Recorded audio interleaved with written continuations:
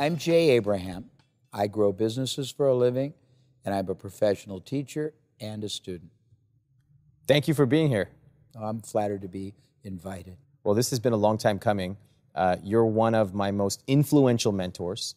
I've told everyone who's watching this what an impact your work has had on me personally and professionally. So it's a real honor to get to talk to you today. And I want to reciprocate. It's an honor to be talking with you because it's extraordinary when you see somebody take quality work and use it to touch a lot of people and make people's lives better, richer, happier. So I'm very proud of you. Thank you. Well, I want to first talk about how we got to know each other. Okay. Because it is a funny story. And then I'd like to talk about your background. You're not going to tell the one about the bar? No, not the one with the tequila shots. Okay, very good. I first came across your book, Getting Everything You Can Out of All You've Got. And I read it. It's a $10, $15 book. And I implemented just some of the material in there. Okay. And in 4 weeks, it made me 6 figures. And that was just the tip of the iceberg. It wasn't just the revenue. It completely changed the way I thought about my business, my clients, my students. Shortly thereafter, I got on your email list, and I realized, wow, there's someone who uses bigger words in their copy than I do. And your emails are long. You take all the rules that the online people tell you should do, you completely ignore them, throw them out the window, and you write the most flowery copy I've ever seen, and I loved it. I started reading, and at a certain point you said, I have this course available. I'm going to teach a group of small business owners. You have to fly to California once a month. You get 45 minutes with me on stage. And I said, I'll do anything. And you actually checked my references. I had to apply. It was the first time in years, maybe since college. And I ended up joining the course. And I flew from New York to LA once a month just to talk to you for 45 minutes. Very transformative for me, for my business, and just to be able to experience a truly strategic level of thinking. And so that's the way we met. And now we've become friends. You've mentored me in many different areas. And so I'd like to talk about your background. Sure. You know, as you said, you're a teacher, you're a student, but I wonder if we can start at the beginning, because there's a lot of interesting things about your background. You used to do 800 pull-ups a day. You grew businesses, generated hundreds of millions of dollars for them. Let's take it back to the beginning, in your early 20s. What were you doing? I'll give it to you in about a 5-minute little chunk. So I got married the first time. I've been married many times. The first time at 18. I had 2 children at 20. The needs of somebody 40. No formal education. And the world didn't care. And for a nanosecond, I was depressed. Then I realized the world doesn't care. They don't care if you're down. They don't care if you're up. They don't care what you do. So I commenced to try to find gainful employment. No one would give me a job that paid a salary. Everybody would give me opportunities to add value. Add value means grow more clients, expand their markets, find new distribution. So I defaulted to people who were crazy entrepreneurs, many of which saw life differently, but gave me the chance to sort of eat what you kill. Okay. And when you only eat when something performs, you learn very quickly what works and what doesn't, Right. and what works better. So I was very either easily bored or, what is it called when I can't do something? After 5 minutes, I get tired. So I guess I'm easily bored. So I went through a litany of different industries. I go through them long enough to sort of hit not perfection, but to see the person next to me was making 10% more. He'd been there 20 years. So I thought, I don't think there's a lot of future here. But I jumped from one industry to another industry to another. And after about 10, and sometimes concurrently, because it was all commissions, so I could do 3 things concurrently, I realized that people in industry A don't have the slightest idea contextually what people in industry B or C or D do as far as strategy, as far as business model, psychology, how they reach the market. And I was able to borrow, give me the fast success concepts, approaches, strategies, philosophies from all kinds of unrelated industries, combine them into hybrids, introduce them into industries where everyone pretty much did the same thing in the same way, and all of a sudden I was a marketing genius. Actually, it wasn't as much I as it was they. That most people limit, restrict, and they constrain so much what they can accomplish because they only use a very linear way of looking at it. So can you give us an example of taking insights from one industry and how you applied them to a different industry? Sure. I'll take one that's really cool. You know, almost everybody, even young people, will know the condo model where they'll fly you to Las Vegas or Cabo for 2 or 3 days, and they'll wine you and dine you, and all they want you to do is spend 90 minutes looking at a condo or at a timeshare, and they think about it. Well, we had a chiropractic company that was selling a very high-end, technology-driven chiropractic adjusting system. It was systems that were reading the spine, very cool, but they were 6 figures. And it was very hard to get a chiropractor who was into manual adjustment to even consider it. And they'd say, oh, come and visit. Nobody would do it. So we created the opposite. We said, we will pay to bring you to Philadelphia. We will put you up at the Hyatt. We will have a great 3-day experience. We will ask you to watch a demonstration, but meet other people who are using it. They will bring their patients, and then you judge for yourself. And we sold tens of millions of dollars by using a derivative of that concept. That's amazing. And when you went to certain industries and tried to introduce these novel concepts, did they instantly recognize it? No. How did you get buy-in from these companies? Oftentimes, there was 2 ways I did it. And I was naturally, you're not asking a question, we're going to answer a question you're not asking. This goes towards leadership. And leadership is something many young people wait to get appointed. But the truth of leadership, it has nothing to do with whether you're the CEO. You can assume it any time you want, in any form you want. So I would go to companies, I was performance-oriented, and I would say, look, my outcome is on the line. And I could figure out automatically how to do it with almost no cost, no risk. And so their downside was nothing. Frankly, and some of the most lucrative things I did, if I was passionate about it, if I tried to present it and they summarily rejected it, I would do a very interesting contextual, sort of a semantic change. I'd say, okay, fine. How about if I buy the rights to it and pay you? And they'd go, okay. So instead of me originally making 25% by getting them to say yes, I would get them to say yes in another way and make 75% and just do more of it myself. So it was an understanding inherently. I don't know if that's too abstract or makes sense. But let's dig in. The performance model is something that is extremely powerful, but seemingly risky on the surface. Most people don't want to do it. The idea of working for purely commission is seen largely as a scam. This company can't even give me the respect to pay me. Why am I going to work for them? So I want to talk about performance and risk reversal, because it takes a profound respect of yourself that you say, I'm putting it all on the line. If it works, pay me, and pay me well. And if it doesn't work, don't pay me a cent. Can you talk about performance analysis and risk reversal when it comes to your own career? Sure. So I stand for a lot of universal principles that I've been very blessed to give rebirth to. And I say rebirth because I'm not an original thinker. I'm a good synthesizer. Most people aren't. And so if you don't acknowledge that it came somewhere else, then you're basically stealing.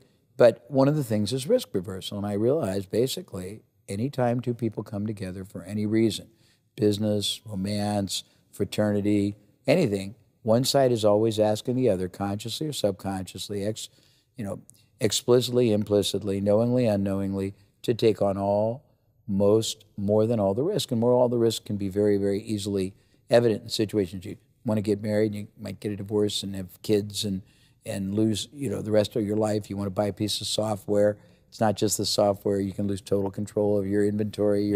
So I learned the concept of risk. And then I realized whoever assumes the risk, this is going to sound manipulative, but I was taught by mentors the concept of ethical advantage. Ethical advantage is different than manipulative advantage. Think about the scales of justice, the little model that justice was boring. Well, if everything you do in your life is designed to weight success in your behalf and move risk on the side of everyone else, you have inherent advantage going in. And I understood that from mentors who taught it to me. So my understanding is taking risk is only speculative if you're not aware of what the probability and outcome is. Yeah. Now, when I did things, and everybody knows this, I made millions of dollars, and it's not arrogant, it's a documented record, but I did it because I was able to look at situations where I knew there was enormous underperformance. I knew that they were accepting a fraction of a fraction of a fraction of the yield that a salesman could make, or an ad could make, or a lead could convert to, or that a buyer could be worth over time. And I would only take situations where it satisfied a self-imposed criteria, or I had 10 or 12 points that if it didn't satisfy 8, I wouldn't do it. Can you give us a specific example where you took on the risk and it paid off handsomely, or one where you took on the risk and it didn't work out? Sure. Absolutely. I had a client in I'm going to date myself, 70, that was in the gold brokerage business. They sold gold, physical gold, just bars and coins that you would deliver. And they had tepid relationships with financial newsletters. And they had like 3 or 4, and they had about 3,000 clients, and they were making a few $100,000. And I thought, how many more, because I had already historic experience with all the kinds of ways you could do it. And I thought, okay, if newsletters have access and affinity to the buyers, how many better ways can we use the access? So I went to them and I said, okay, you're making X. That's yours. I don't want any more. That's yours. We'll table it. If I can multiply that from the same sources or different ones, and it doesn't supplant, it augments, I want a quarter of what I make you. Okay. So they said, sure. Well, I knew that they weren't even coming close to maximizing anything they're doing. First thing I did, I went to all the newsletters and I changed the relationship. The newsletters already agreed to give them a percentage. They just were reactively sort of everyone's silently waiting to be led. But the key is they want to be led by somebody who knows what they're doing and has the best interest of the other side. So I knew what I was doing and had the best interest of the other side. I went to the newsletter publishers and I said, here's what we're going to do. First thing is we're not going to do intermittent, just occasional endorsement. When somebody becomes a new subscriber, you're going to send them a welcome kit and you're going to tell them all about gold investing. 4 times a year, we're going to underwrite a special newsletter interview you're going to do with our president that we'll do for you that is going to be basically all about gold investing. If you have high concentration of your subscriber base in high geographic locations, we will underwrite you promoting day-long seminars on hard asset gold, real estate investing. You can have all the money. We will basically underwrite it. When they did promotions for newsletters, most newsletter promotions were designed to break even or make a little money. When they stopped breaking even, most subscription-based newsletters, because they're only making $100, would stop doing it. Yep. Well, we were getting leads and going negative. You have to understand it's a little complicated so I don't want to get too sophisticated, but when a newsletter would stop mailing because they were losing $10, I would take over the responsibility of mailing. We would make their mailing piece better, and we would get half the profit on the upside. We would get our money back up to the loss, and we would get joint tenancy of the name. So I did things like that all the time. I went to all the providers of coins back before they legalized Krugerrands, Engelhart, Canadian Maple Leaf, Chinese Panda, and I showed them that we had ways to grow clients. I measured it, quantified it. I got them to give us millions of dollars to sell. I just did lots of things that most people wouldn't think about. Is that too? Yes. No. So what I'm taking away from that is you go to the client or to the vendor, to the provider, and you say, look, you're already making this money. That's off the table. We're not even going to talk about that. But if I can make you more, give me a small piece of it, a fair number, and I'll take on all the risk myself. It sounds obvious, but so few people take that on. And I'm curious, why do you think we don't take on the risk on our own? Well, I think there's 3 reasons. One is a self-esteem issue. We don't have faith in ourselves to do it. I've met so many people, and you know this, we've talked about it. I've done most of my work. I've been in 465 real industries, operating companies. People already had to break through the barrier of opening a door, making a payroll, being there on a Monday morning. That's a big step. There's an enormous number of very, very admirable men and women, young, old, who want to be entrepreneurs. But it's intimidating. Right. They don't know how to do it. It's scary. And no one really teaches it. I don't want to name names, but I've spoken at some of the best entrepreneur schools, and it's so crassly theoretical and superficial. So first of all, they're scared even though they want it. Second of all, the ones that do it, first experience prejudices you for life. If you go into something and you do it wrong and you execute wrong or you misperceive the opportunity or you look at it theoretically and it has a bad outcome, you recoil back and default towards security mode. So I was able, when I was young, and it's part of the book, the first one that you read, It says maximize what you're doing first before you multiply new things. Yes. So I always looked at everything they were doing. One of my great experiences early in the game was I worked for the Deming organization. Deming was the father of process improvement, optimization, but it goes down to analyzing how each element he did production, he did throughput, he did manufacturing, but you can translate it to revenue generation, and every element performs a certain way. Most elements underperform. I looked at situations where I knew, and the 3-way to grow a business model was really the guide. They are not maximizing the way they're bringing people in. They're not maximizing the message. I'll give you a couple of examples because I'm being very abstract. So I had another gold company one time that was running ads in the Wall Street Journal. And this is a classic story. It's in most of my books, but it goes towards the whole heart. Their ad said 2/3 bank financing on silver and gold. This was a time when gold was selling long ago for $300 an ounce. Silver was $6 an ounce. And their ads pulled enough that they made money, paid commissions, were able to, operate the business. But I looked at it and I thought, the headline, and this gets into marketing, which I don't want to talk about right now, but the headline does not denominate the most powerful outcome result for the intended buyer. And that's a very key part of marketing. It wants to denominate what's the biggest payout. Theirs didn't. 2/3 bank financing on silver or gold. It puts the onus on the person to try to figure out what the hell does that mean? What's the benefit? Yeah. So I made a deal with them that if I didn't spend a dime more on space, if I did nothing else, I could have a quarter of the increase. All right. Sure. So they're running an ad like this in the Wall Street Journal every day. I just changed the headline. Yeah. It took me 20 minutes, but I knew this from my training. My headline said, if gold is selling for $300 an ounce, send us just $100 an ounce, and we'll buy you all the gold you want. Nice. And it quintupled not just the quantity, because when you get in, I'm getting more esoteric than you want to be. When you get in lead generating, it's quality, convertibility, residual value. And I don't want to get too deep. But that one change made me $45,000 a month for almost a year until I had to change it again. But we did one time, we did a furniture store, big one, about a $40 billion one, and we tested 33 different ways of meeting people at the front door. And we found one that tripled the number of conversions. No other expense. They were running $100,000 a month for newspaper. It was bringing about 1,000 people to the store. They were closing 150. Until we tested this one and that one. One of them got them to close 450. But I knew those kind of things, and I knew how to, and a little of it's not intuitive, but it's experiential. But most people, when they speculate theoretically. They don't speculate on factors that are higher. It's like probability, viability, and if you don't know that something has a higher probability of working than not, you shouldn't speculate on it. So first of all, it's one thing to have all this wisdom and experience under your belt, so you can go to a gold company and say, look, let me change this headline. I know it's going to work. Pay nothing, and if it works, pay me a quarter of what you get. But that takes 10, 20 years of understanding marketing. What about the first time when you go to your boss, you work at a company, and you have this idea, you're having a tough time getting buy-in, and you go and say, look, let me try this. Don't spend any more money on it. Don't assign anyone else. I'll keep doing what I'm doing for my job, but I'll do this once I go home. I'll do it for free. And that's perfect.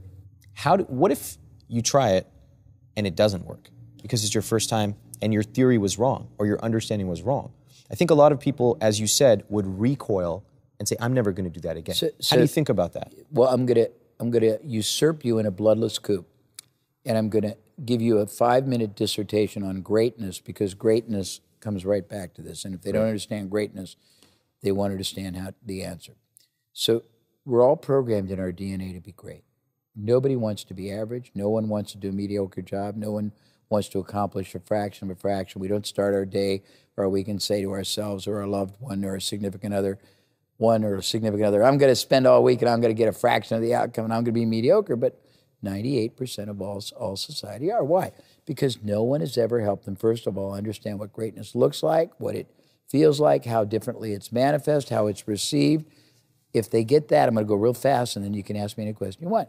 If they get that far, most of them don't have a path to take to progressively get themselves there, and they want to basically pole vaulters and do it. They want to set the Olympic record the first time out instead of thinking in terms of the Panama Canal and locks. Third, if they get that far, the first time, this is the answer, the first time they start out, it is predictable human nature, they're going to be mediocre. Think about anybody.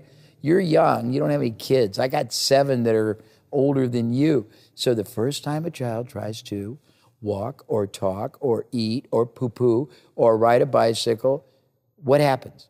They fail. It's a nightmare. Yeah.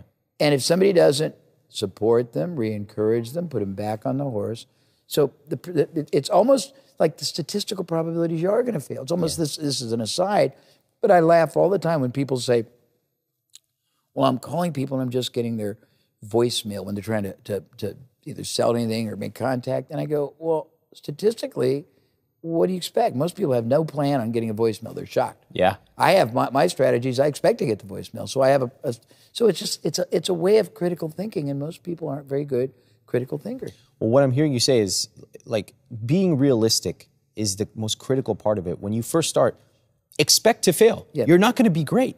But if you walk in saying, as we say, it's not a failure, it's a test. We tested part 1, didn't work. Great, let's move on to the next strategy. Oh, that doesn't work, move on to the next one. And like you said, you ran 33 tests with that furniture company. If you had walked away with the first one saying, I'm just not good at this, that would have been the end of the game. Well, here's what people don't realize, and I learned this very early in my life, and it was profound. That you and I don't have the right to make any decision ourselves unless we want mediocrity or a suboptimal outcome. We have the obligation, the privilege to ask the market. That means a test. You could test a lot of suppositions. I mean, I could get into variability, and you know more probably than I do, but I've been exposed to millions and billions and millions of dollars of variable tests. But most of these people don't realize you can test a lot of suppositions, and the downside is just your ego. Yeah. Who cares? Yeah. Who cares? If you look at, I mean, here's the irony. Let's look at the ultimate testers. Let's look at the venture capitalists. They're testing 25 companies to find one that might win, and they're happy with that. Why should you think that you're brighter than they are? Why should you think I'm going to hit it on the first? I mean, that's delusional, and it's beating yourself up unnecessarily. You celebrate tests because when I was a kid, and I'm a lot older than you, at Christmas or Hanukkah or whatever your religious belief, if you were a boy, they would give you a toy. It could have been manifest as a robot or an oversized ladybug, and it would hit a wall. Yeah. And we hit the wall, it would do a quarter turn to the right or the left. And I could point it in that direction and give it enough time, it would go out that door. And if you realize that the key to everything is not trying to tell the market anything. Celebrate the fact that the market will tell you, you can try a lot of things, and there's not such a thing as a failure, because a failure gives you context for recalibrating. It's all a reframe of your mind. I hope Absolutely. I'm saying it clearly. No, it took us years to internalize this model for ourselves. When we first started, we would create these grandiose theories and products, and they never worked the first time. But we were committed. We knew it was a great product. And so we said, we're going to take the time to figure out exactly where we went wrong. And we pulled it apart. We deconstructed it. And we listened to the market. And the market told us where we went wrong. Always. And when we learned to do that, when we actually planned for failure, everything went right. The revenues went up. Better yet, the client outcomes went better. Students came back and they loved it. So now I want to ask you a question. I don't know if you know this, but every time we talk, when we're on the phone, I have a notepad out and I'm writing the words you use. You take the rules that so many people trot out as best practices and you just throw them away. And I want to actually read some of the words that I wrote down from the last conversation we had. Okay. You told me you used words like vainglorious, beleaguered, nascent, insinuated myself. You said you bring sobriety and pragmatism to an intoxicated marketplace. I mean, who talks like that? But it is perfectly congruent with exactly what you're trying to convey. And so I would like to talk about knowing the rules so that you can break them. Let's take the context of someone who's in their 20s, 30s, 40s. They've been at a few different companies. They want to know the rules so that they can ultimately break them. How did you think about that early in your career?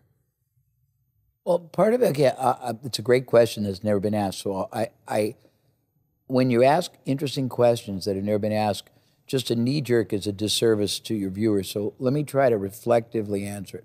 I think there were many parts. One, I was always a great observer.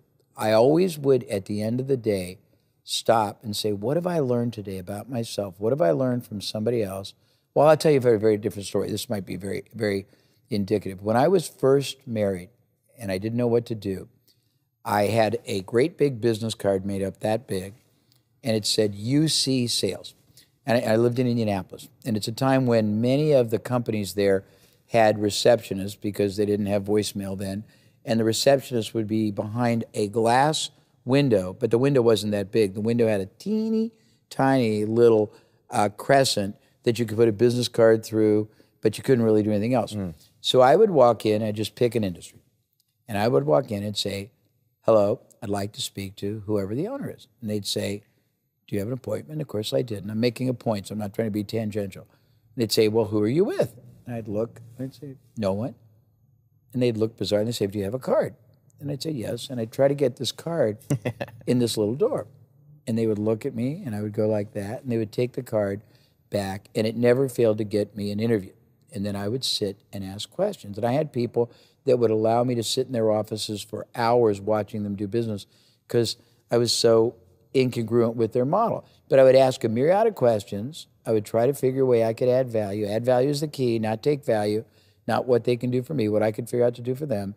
If I couldn't add value without being covert or surreptitious, I now could go, figuratively speaking, down the street and talk to their competitor, and I had the knowledge, I had the understanding, I had the context. But I think that the rules are a very, not amorphous, but it's a very dynamic concept. I think that there's three things. In life, it's got to be ethical, equitable, legal. You cannot change legal, although some attorneys will give you interesting interpretations.